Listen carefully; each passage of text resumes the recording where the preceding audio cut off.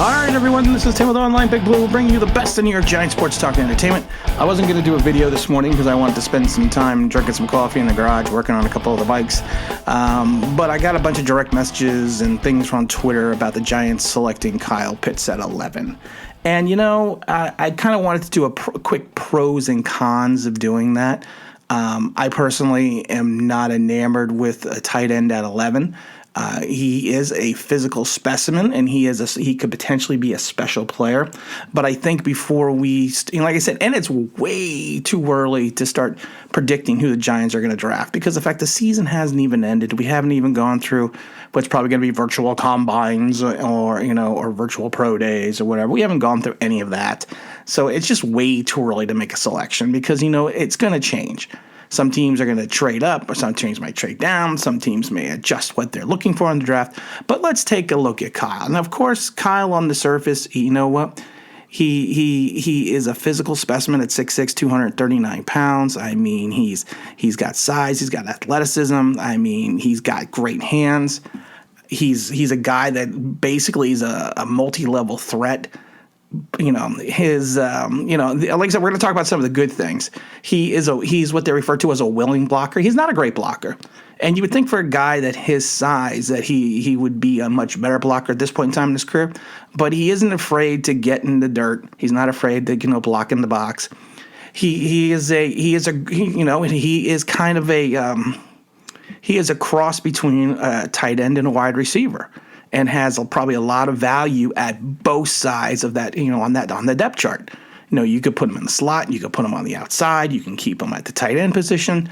I mean, he has, like I said, what worries me about Kyle Pitts is the fact that if you take him to the Giants are going to need to be creative to find a way to get him involved in the offense because he is not what they refer to. He's a unique talent. So he is not mainly a tight end. He is not mainly a blocker. He's not mainly a wide receiver. He does a lot of everything. And once you get him in the open field and you get him in space, he's going to be a challenge to any defensive back, to any safety. The challenge, of course, is going to be to get him into the open field. And I think he's got more than enough physical traits to do such that. I mean, he showed at Florida that he could potentially be, an ideal tight end.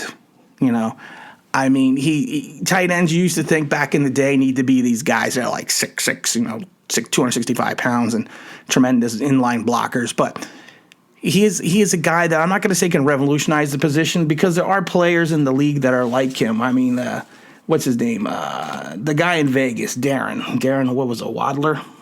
Darren Waller. He's kind of in the same mold, and he had a great season with Vegas last year. And I do find it interesting that he was selected 204th in the 6th round by Baltimore. So they were able to find him, find that type of tight end much lower in the draft. But like I said, looking at Kyle, he's got great footwork. He's got well-rounded skills. I kind of think he's going to be more of a receiver than he is going to be a tight end. I think he's going to be more of, what they would refer to back in the day as the H-back. But like I said, he would be an interesting pick for the Giants at 11. Now, some of the cons, I guess, about Kyle is the fact that he is not, for his frame, he's kind of slight of frame. He can bulk up, though. I'd probably like to see him gain another 20, 30 pounds. He does have a issue sometimes with concentration. At times he looks like he's going to be running. He looks like he's running before he even catches the ball.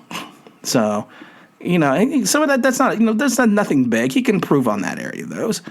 His blocking, like I said, for a guy that size, you would think that he would be more of an effective blocker. But you know what? For what the Giants and probably the rest of the league wants to use him for, is just because of is really because of the fact that they're going to use him as a pass catcher. They're not going to. I mean, you're not going to keep him in there to block as much as you want to, because of the fact that he could, with his athleticism, he could be, like I said, beyond effective getting out into the second level. Now, some of the issues that I foresee is the fact that, like I said, first of all, there's already talk that Cincinnati at 5 is interested in taking him.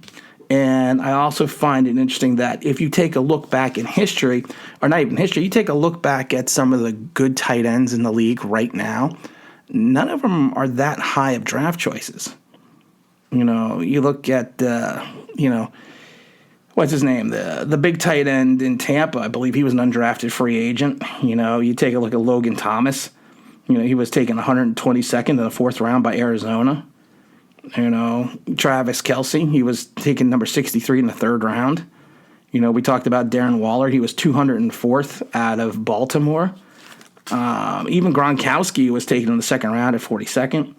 George Kittle was taken by San Francisco 146th in the 5th round. So a tight end can be found that have these same qualities later in the draft. I mean, it's not like he's not like he's going to revolutionize the position. And then people will say, well, he'll be like Bavaro. Well, I love it because Bavaro was taken in the 4th round. And I worry he's going to turn more into, hate to say it, but I'm worried that he's going to turn more into an Evan Ingram type at that space at 11. And then I was kind of curious, and I wanted to go back, and I actually pulled some scouting reports, and I wanted to read a scouting report to you from a player. Fast, phenomenal, middle seam tight end, second gear acceleration, dangerous down speed down the seam, good athlete, superior receiving tight end, mismatch nightmare, rare yards after the catch kills for a tight end, generally sure hands, quick release off the line, superb body control, leaping ability, good route runner, very agile, will make leaping highlight receptions, too fast for linebackers, too big for most safeties, red zone weapon, mismatch generator. Durable, quality hands, ready to play immediately. Okay, that tight end is our friend Evan Ingram. So you never know coming out of college what a player is going to be. I mean, Evan Ingram was, when he came out, people were like, he's going to revolutionize the position. He's going to do that. His athleticism and willingness to be a serviceable blocker is there. He's probably more of an H-back than a tight end. And the same thing, they said to him in his report, glaring negative is he does not block like a tight end, at least not at this point, where NFL teams would want him to be, or to be serviceable in the running game. But his athleticism and willingness will make him a serviceable blocker. And one thing I have to say about Evan Ingram, he has improved as a blocker. His first year as a blocker, he was just god awful. He was just terrible. But he kind of progressed through his career. Would I say he's a great blocker? No, not at all. Would I say he's more than a serviceable blocker? Yes, I would. I would say he's a very serviceable blocker. He's willing. The good thing about Evan Ingram, outside the drops, he has a willingness to learn. He's not. You would think, I don't know why, but you would think he's a prima donna, but he's not. He's got a willingness to learn. He's got a willingness to throw his head, into the dirt and block. I mean, it was 2 years ago now, because probably last season we'll say, because it was in 2019 in the Chicago game. He really showed his ability. Well, got music coming in now because this is Tim with Online Big Blue.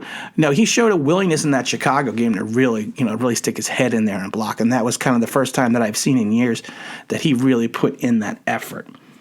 Is Kyle Pitts the right selection for the Giants at 11? I don't know. I can't tell you. Like I said, this is just pros and cons. I think that he is better off and maybe better suited, like I said, for more of the quasi role. And I think the Giants have that in Evan Ingram because there's going to be difficulty to move Evan Ingram in this 5th season.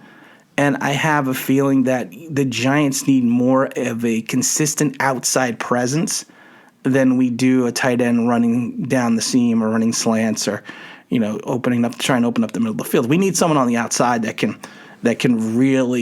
defenses can key on. With a tight end, unless he's lined up on the outside, you're probably going to try to cover him with a linebacker or a safety. And honestly, there are good safeties and linebackers in this league.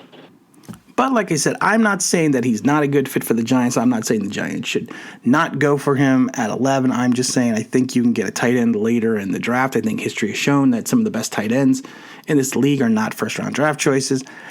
If we're going to draft offense at 11, I would prefer it to be a wide receiver because of the fact, like I said, we need to create the mismatch on the corners so we can have, and maybe getting a wide receiver will help open up the field and give more opportunities for Evan Ingram, who in some ways does not have the size as Kyle Pitts, but has the same skill set.